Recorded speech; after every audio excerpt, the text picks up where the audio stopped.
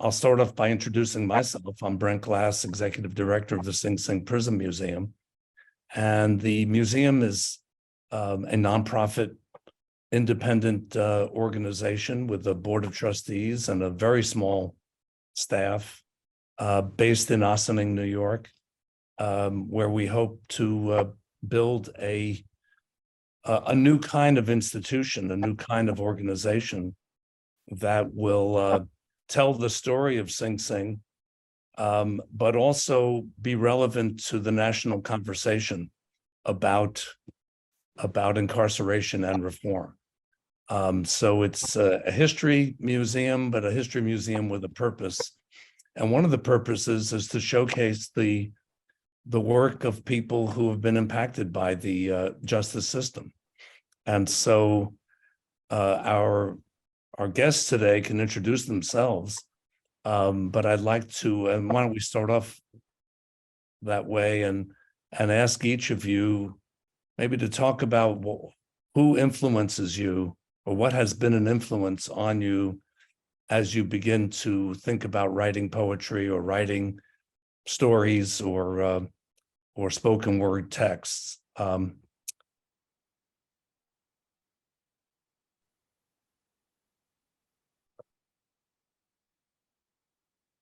Well, while we're waiting for Ronette to get set, I think Celeste Greatness, do you want to answer that question? Okay, so can you repeat it one more time? Sure. Who do you read, or who have you read that inspires you, or if not reading them, have seen them perform poetry or reading their work that has inspired you when you set out to write something? Well, hi everyone. I am Greatness, and what inspires my poetry is my pain that I experience in life. Like, I read poets before I had some, famous quotes and famous writers that I have read, but what really unlocks me and what really gets me going is my pain that I went through, life experiences, rather it be something that I physically went through or I've seen someone close to me go through. Can you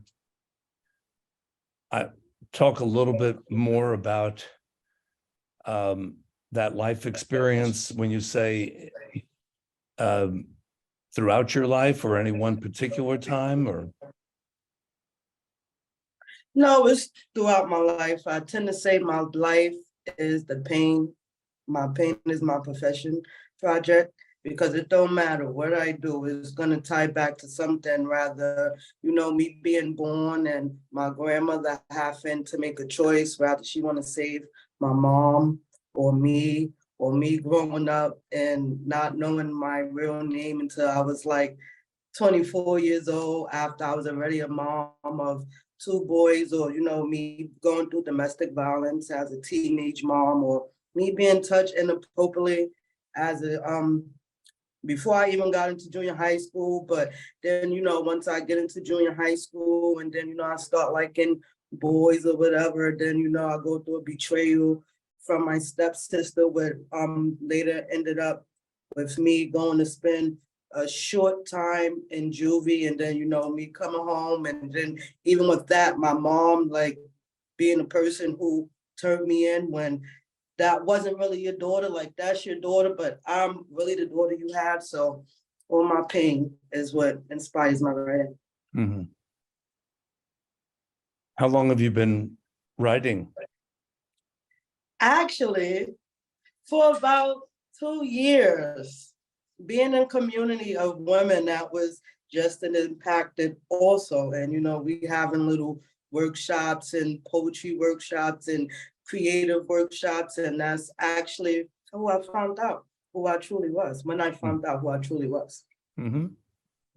Nascimento, do you want to say something about who have you read or that has inspired you in your writing? Sure, I'll go next. So my name is Nascimento Blair. I am a poet. I'm a philosopher at heart. I've read books that published 200 to 300 years ago. I've read books from Nietzsche, Tocqueville. I've read poems from Edgar Allan Poe. I like Poe's poetry because Poe had a lot of difficulties in his life, similar to the experiences like what Greatness just said, and myself, people being justice impacted, and they were able to channel that poetry into words, creating imagery with those words to share with others. I also like Ralph Waldo Emerson. Emerson is my favorite poet of all times, and my favorite poem from Emerson is an epic called Uriel. I like epics because I like poems that tells stories, and not just stories, but stories that are meaningful, impactful, and lasting. So I would say my influences from poetry comes from the darkness and being able to turn it into positive light. So it's like living in between Poe and Emerson, and it's inspired by philosophy. Any recent poem, any recent poetry, 20th century, 21st, that have impressed you or influenced you? Sure, I've read I would say poems from Maya Angelou, poems from Claude McKay. If We Must Die is one of my favorite Claude McKay poems, and Still I Rise, Maya Angelou. As a matter of fact, I was saying that poem yesterday, of all the things that I'm going through in life. As a matter of fact, this Sunday makes 3 years I'm home. And things might not be going exactly how I want it, but it's not the worst. And I'm still moving forward. So like Maya Angelou said, and still I rise. So I don't want to plagiarize anything here, anything like that, but those type of words, being able to latch on to them has created positive mindsets in negative situations. Like, the fact that, you're still alive, you're still breathing, you're still healthy, you still have your family around you, your support system, which a lot of people, as soon as they are liberated from the incarcerated world, you come home to a lot of social inequities, as well as coming home to a lot of social isolation from the workforce to various different things. So the fact that we are still rising, as Maya Angelou said, I like influential poetry like those. And I wrote 2 poems for this because I was a part of a workshop at Emmaus House, and part of that influence of how the cadre of friends were able to come together and participate in the poem successfully, creating a wholesome community, was able to inspire me again to do some more writing. And lastly, I've been writing since 2005. I've been writing a long time. I've been writing since 1998 when I was in high school, but I took poetry seriously in 2005 when I wrote a bunch of poems, and people around me read it at the time, and they were like, "This is really good. You should pursue this," because to me it was just a matter of purging. To me, it was a matter of coping. It was a matter of dealing with one situation, and I was able to deal with it effectively through writing. And since then, I haven't looked back. And you read some of your we've recorded some of your poems, Robert, haven't we? Yes, Nascimento did too. We went over to his house, and he did 2 poems that were kind of interesting, and it's like he said, it unlocks the doors to so much that you have hidden, because oftentimes inside you hide who you really are, and sometimes it's the arts and things like that bring it out, because you don't really know that you have those talents at first, and then once you start writing, even music or doing something totally different, it brings out a level of art and personality that you just didn't know it existed. And it's like when he mentioned Claude McKay, it's true, you think about it, like, if I must die, not like a hog, you think like that. If you're in prison, you're thinking you want to be strong no matter what. You're not going to let this be the end and defining moment of who you are. And that's something that, all of us thought about throughout our years, is not being the worst thing ever remembered. You want to rise above that. Like you said, I still rise. You want to rise above that most negative point in your life to be something better. And it's not easy, but you have to work at it. And when you work at it, it's really great. You feel so much better when you work for it and you earn it yourself. It just feels so much better. Like when you finally earn something in your life, you finally reach that conclusion and do something good. So I really think that's important. And just to interject real quick, Robert, Viktor Frankl's Man's Search for Meaning too. It's not easy finding meaning behind those walls, but what I've realized is then, if everything you have been raised to believe, if everything you've been part of, whether it be any institution, and even the family as an institution, your parents, your siblings, if that's been stripped away from you, then what is left is the remainder. And if you are able to rise above that and you realize that your humanity is stronger than what you were led to believe. And so with Viktor Frankl's Man's Search for Meaning, poetry became my meaning, as to express myself. And it's something that I look forward to. And no matter how much I try to move away from writing poetry, everything that I write, it ends up being poetic. So I try not to fight it anymore. So I let it flow, because I found it easier. And like Robert said, if we must die, we must die underneath our terms.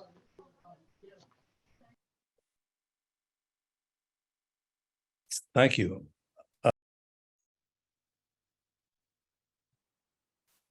Ivan, you care to introduce yourself and then also talk a little bit about what influences you as when you're writing, or I know you're also an artist, and I'd be really interested to know where you draw your inspiration, who are your models.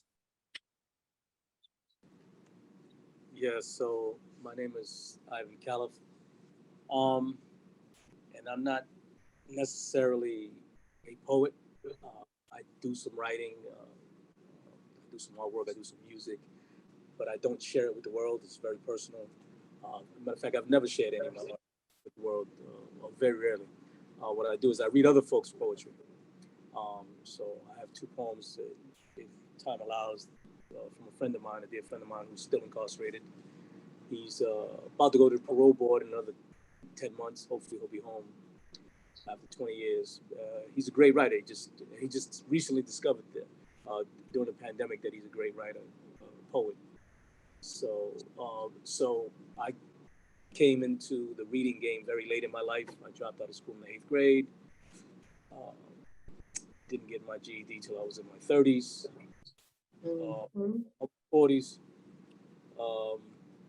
Got a college degree before 2 degrees before I left prison. I did a lot of reading. I consumed everything. Anything you can think of, I don't care what it was. I consumed it, no matter how stale or how dry or how complex it was. And I still do the same. So what made the biggest, what would be an example? I know you're a voracious reader. What would be an example that stayed with you, that you would say to somebody, you must read so-and-so, somebody that was so impressive that you recommended it to someone else? That's tough. That's a tough question. That's a tough question. Great athlete of all time. That's a tough question. So many metrics you can measure that by. I'm reading a book right now, currently. It's called Scare Your Soul. It's not necessarily the best book I've ever read or the biggest influence, but let me answer your question first. So one of my biggest influences as far as poetry has always been hip hop, and early hip hop, not this bullshit that's out nowadays. Early hip hop, where the folks are actually telling the stories of their communities, telling their stories of their life experiences, of what Black and brown folks were experiencing in the streets, in prison, economically, emotionally, spiritually. It's one of the biggest influences for me as far as writing, as far as poetry, as far as rhythms, music-wise, and then go back to the book that I'm reading now. It's called, what's the guy's name? Jesus Christ. It's called Scare Your Soul. It's called Scare Your Soul, and his premise, the entire premise of the book is that so many people, including myself, live a life of fear. We're afraid to do things. We like to be safe and secure. We like to be comfortable. And his premise is to do something, one thing every day that terrifies you. It doesn't necessarily mean hanging off a building or skydiving. It could be something as simple as saying hi to a stranger in an elevator. Hey, how you doing? And starting a conversation, or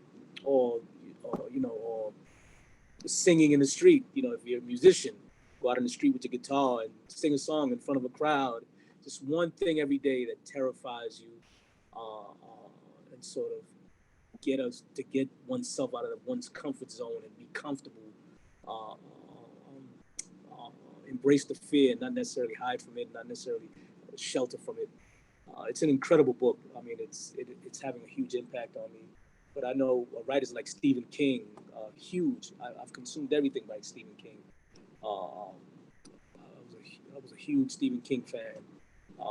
And I'm not saying his things are the most philosophical books in the world or whatever, but or thought inspiring. But I appreciate his writing style. I appreciate his storytelling, the technique, how colorful the books are.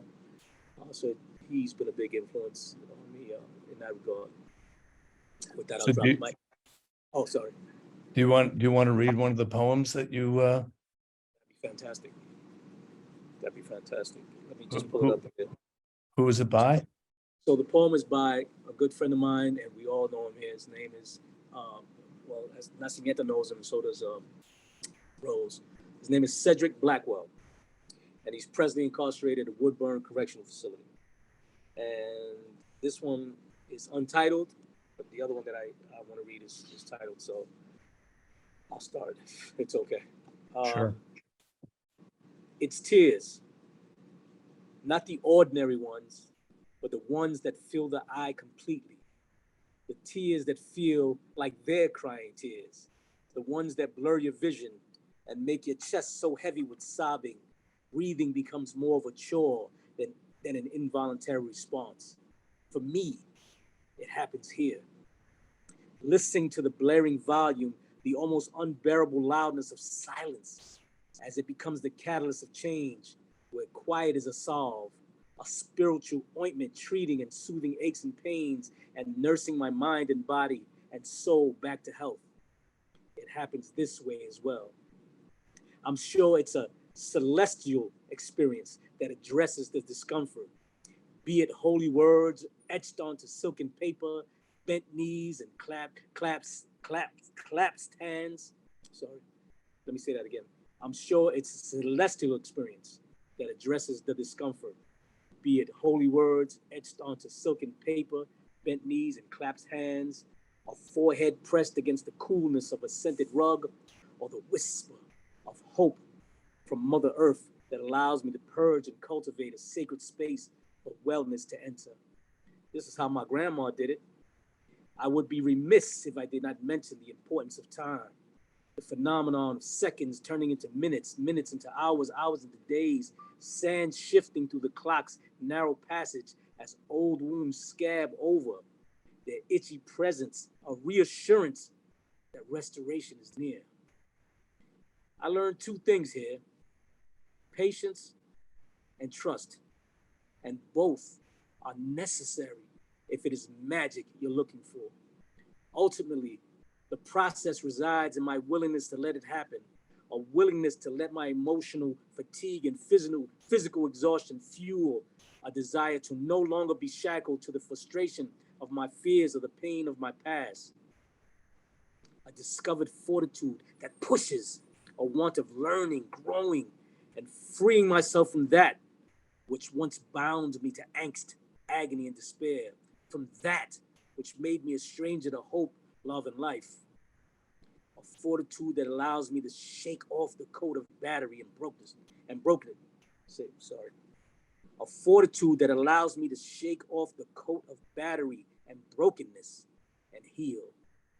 So the poem was about healing. What is his process? Someone had asked me to reach out to my brothers and sisters inside for some poetry about healing. And this was his rendition, and it's his process of healing and how he goes about it and how he deals with pain and anger and frustration. Thank you. That's amazing. I have another one if it's all right. Yes. And this is again by Cedric Blackwell. And it's about his fear of coming home after so much time. It's an incredible poem, and it's called A Long Time Coming. It's entitled A Long Time Coming. And he's talking to freedom. So freedom, if you are in fact real, consider this. I have wrestled daily with the fear of life beyond the confines of a prison cell. I have questioned the stability of barbed wire, the strength of concrete wall versus the fortitude of my being, and decided that despite all of my insecurities of what may or may not await me on the other side, I can and will rise to the uncertainty of liberty, of being free. I have been captive for thousands of days, 7,300 to be exact. I have been considerably patient, deliberately positive, and extremely productive during my captivity. I have used the right tools on myself. I've allowed the tools to do their work, and I have made sure to take care of the tools. I believe if given the opportunity to reemerge from the ashes of incarceration, I will be all that my family needs me to be, all that the world expects me to be, and all that the Creator designed me to be. Thank you. Wow, thank you. Beautiful, beautiful, especially that last part. Beautiful. I haven't really titled this one, so I'm gonna just say untitled, and it go 2 numbers, 1 letter, 4 digits is the dot identification that they acknowledge my people by. Locked in cells, visions from hell, broken spirits praying for anything other than their life being a farewell. Lost of their reality, but the gain of newfound tragedy. Feelings of hope, reaching for despair, while dignity is wrapped around one's neck like a noose, and that thought alone makes me want to choke. Can I have some water? Can I have some water? Is all that I feel in my veins, because we're gonna go a little bit deeper and we're gonna discuss all these years of pain. The lack of empathetic approach is a tool to help keep our people in a system that's inhumane. Legal misrepresentation is also a song with melodies, but the ones that deprive the many people that doesn't deserve to be treated as a Class A felony. Stinging the soul like the color of gold. Unfortunate wings like the bird trapped, stinging and screaming. Connecting the sing with the credible and the sing with the hope. Breaking down the bridge from the sun. Corrections being implemented, facilitating God's will, all the way back to when he told Pharaoh to let my people go. But I wanted to just ask you whether you think a museum about Sing Sing prison, or any prison, but Sing Sing in particular, because it's so prominent, can be impactful, or how could it be impactful on today's conversation? So our mission statement, we boiled it down to just a few words: to tell the stories of incarceration and reform and bring people together to imagine and create a more just society. So, I know, and Celeste, greatness, we haven't ever met. We're meeting for the first time, but I'd be interested in your comments about whether a museum about a prison can be useful in any way. Well, I think a museum will definitely be useful. One, bring Sing Sing, because that's going to be a prison that I'm never going to forget, because that was the first time I met my uncle, as far as I could remember. So for me to meet my uncle for the first time at 10, behind, in his green suits, and he's in jail, and, behind the wall, to me being in my 30s now and seeing my uncle, how much he grew, like, and, he's not the past person that he was, that, made the mistakes. To see him now to be so wise and be able to, like, tell us, like, no, that's not the way. And to give his stories of what led him into jail now, and for him to be able to stand tall as a man and tell us, like, it's not worth it. I think that's amazing. But outside of that, I think a museum, because I'm always thinking about the youth, because a lot of my run-ins with the law and everything comes back to my youth years. Even when I was a elementary and I became a youth offender, you know, somebody asked me, did you ever hear about Scared Straight? And I started laughing because to me, I was one of them youth that went to Scared Straight, but it didn't scare me straight. I thought it was funny, like, oh, so you cutting somebody over a donut, like, you know, you was just that mad and angry that you want to do something like that. But to see a museum, to see artists that been incarcerated, or, you know, to see people that been incarcerated tell their stories, I feel like that'd be more impactful to show it in a form of art. Then, you know, stories matter. I'm one of them people that's big on storytelling. I'm a storyteller before everything, because I feel like a story goes with everything. I don't care what product, what service, it don't matter what you trying to sell.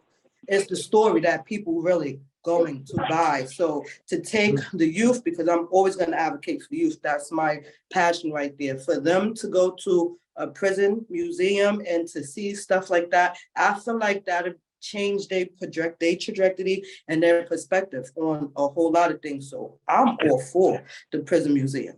Yes. Who influences you as a writer? Is there any person now or in history or I feel anything? like people in the past who went through a struggle, who had a story to tell about the darkness, that is somebody that I look forward to reading, like Thurgood Marshall and stuff like that, because we're learning stories. Because I live in Harlem, so I'm basically now at 28 and about to be 29, I'm learning stories on people who made history. And I just find it very fascinating and important to me. And I need to keep reading, because a lot of the streets that I live on are named after people who did historic things. And I feel like we have to visit the past, and we have to keep reading up on people who spoke about what they've been through, because it might add up to something we've been through. So I really like to go back in the past and see what kind of spoken stuff people have. You know, it's interesting. We didn't plan it this way. Just happened to be a day that was convenient for everyone, but it is the 55th anniversary of the assassination of Dr. Martin Luther King Jr. This day 55 years ago. And I'm old enough to remember, most of you are not. But yeah, I saw it this morning. Not to cut you look at but I saw it this morning when I woke up, because I have certain timeline on my calendar, and I saw that. yeah, That today is the day, and I saw it on Democracy Now! Too. do you any of you ever read any of his work or see any of his speeches? The reason I thought of it is Ronette was mentioning about streets named, and there are many in this country named for Dr. King, but I know there are many others in New York named for many other people. There's something good Dr. King used to say: don't judge a content by the color of their skin, but by the character of that person. And that's very important. So that makes me think about changing my attitude and being better, because it's all about the attitude. So those are some of his words that are very there still today. Mm-hmm. I think it's important what they said it's like understanding our past. You know, that's almost very important to understand our past so we can know where we're going in the future. I know a lot of times we just want to do and don't really think about our past, and that hurts us a lot. You know, I look back at the past that we had, like being with Ivan and Nascimento. It was important to reflect on a lot of that for me today, because it was important, the things that we lived through and went through and learned from each other. I don't want to do that again. I want to do that here with them. You know, I don't want to do that again. But it was extremely important, and it gave us a real foundation to do good things out here now in the community. But I mean, I wouldn't give up what we went through and what we learned, because it definitely made me a better person. But it's hard, you know, it's really hard to just not remember all those hard times and people just as I say, putting their foot on your neck, treating you like nothing, you know, like that hog we mentioned earlier. And it took a lot to get where we are today. And that's a deep understanding of our past. And like when Greatness mentioned working with youth, that's something that's missing, just understanding our past. So many people don't understand our past, and we're just living for the moment, and we're losing a lot of good things by just living in the moment, and we don't, and it's hurting us, you know. But it's good to just know and read and listen and just absorb as much as you can so that you could be a better person. Ivan, I know we've had a lively conversation over the couple of years about the museum. Any thoughts that you have more recently?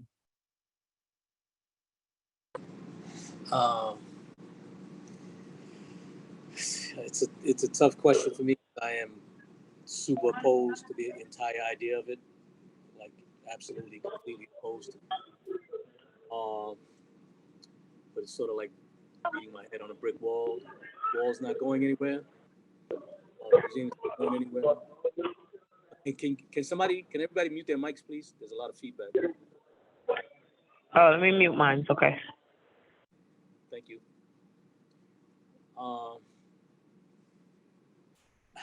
I just know from my own personal experience, and I'm sure most of us on here know that there's so few resources and so few monies and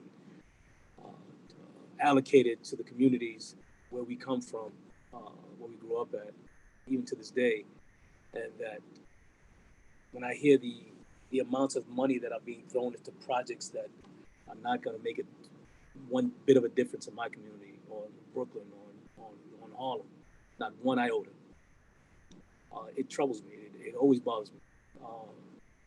I don't care about the Austin community. I'm not saying that they should suffer and they should go through the things we go through. I care about my community in the Bronx. I care about the Brooklyn communities. And I just think that the resources and the time and the money spent on things that are absolutely not necessary should be spent on things that are necessary. Schools in the Bronx, daycare centers, building up the parks, more trees, gardens, just things that will enhance the health and the well-being and public spaces of those communities are so very vital. And the fact that someone thinks that these other things are more important is never going to sit well with me. With that said, I'm listening. I just put my phone on mute though, but I feel very serious about that opinion about the communities and the food, and like where I live at the supermarket is really not that good. There's a lot about that. And that's always, that always troubles me. But with that said, the one shining light in this whole thing is the fact that there are people that I know that are working on this, working with this thing, that I trust and admire and respect. Mr. Glass being one. So it's the one shining light that gives me hope that maybe this thing could turn into something that will surprise me, that will maybe change my mind somehow. I'm hoping that that's what happens. But let's see, if there's any way that I can help and make that happen and push it in that direction, that'd be great. I just feel very strongly about those things. I live in the South Bronx now. I grew up in the South Bronx my whole life, and I remember during the pandemic, riding around late at night. All the streets were empty. Even not even late night, but just once the sun went down. Even during the summer, and I would see the police rounding up the young kids because they were walking together, 3, 4, 5 at a time, and they would round them up and pull out their guns and I video record of it, and I'd be like, damn, what the hell is happening? And it just wound up that the kids, they would give them these young kids, who were probably all poor anyway, come from poor neighborhoods, they would give them $100 fines for not wearing their masks. These kids couldn't afford to pay these $100 fines, neither could their families. And then I would ride to Central Park, meet up with Rose in Central Park, and it'd be a sea of white faces, no one wearing masks, and no one's getting fined. A sea of white faces. The police standing out there, no one's wearing masks, and no one's getting fined. And just the disparities between how they treat those two very different communities. And those things pop up in so many different ways. And it just, the inequity just manifests itself in so many different ways. And it's so evident, and it bothers me that, that some very intelligent people, very smart people with deep pockets thought that a museum was probably the most important thing that was needed for that community or for any community.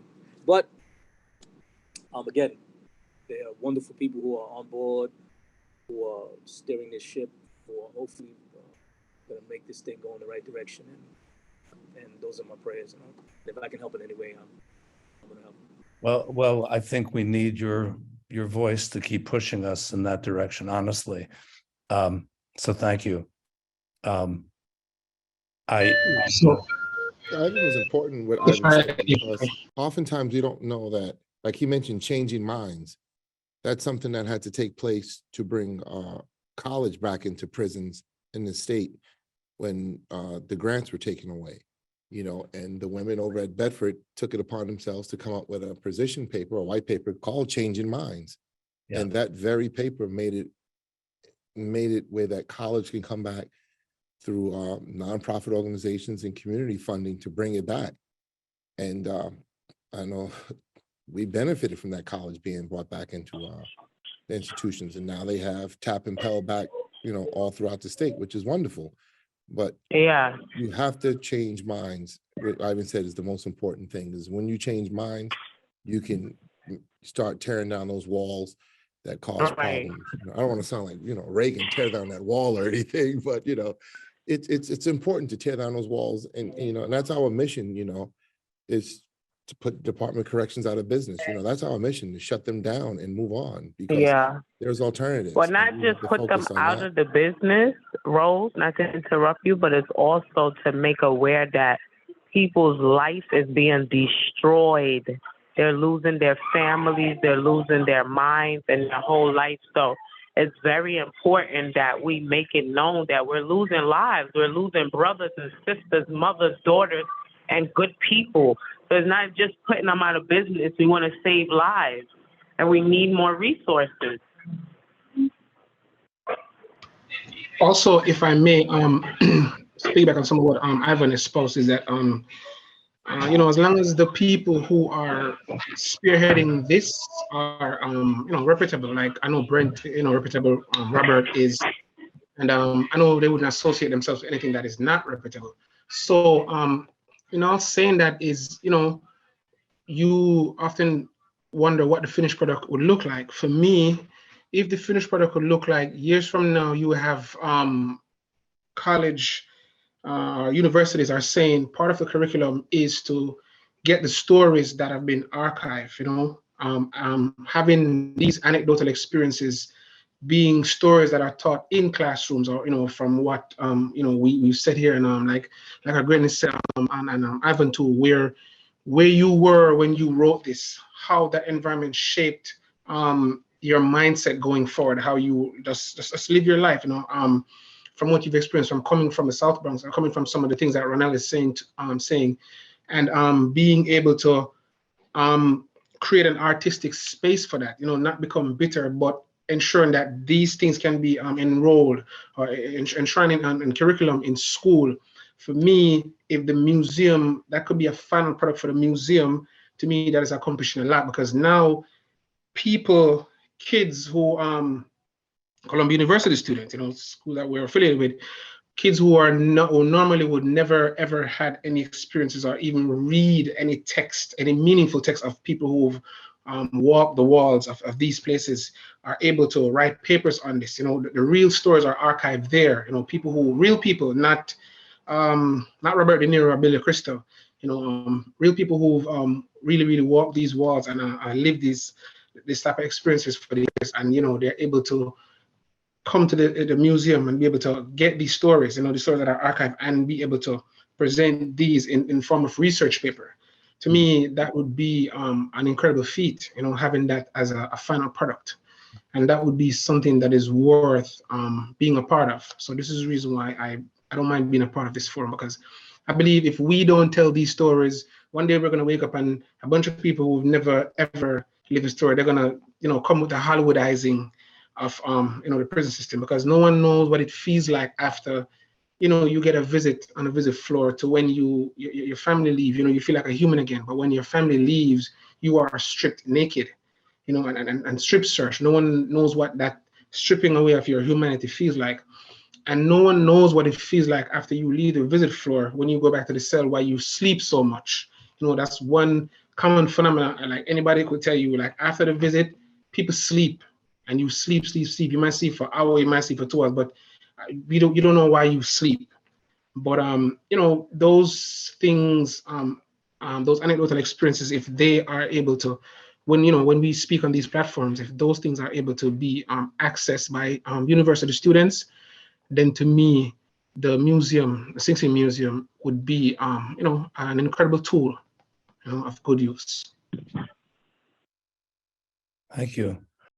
I think that our mission is to be a museum not about you, but a museum by you.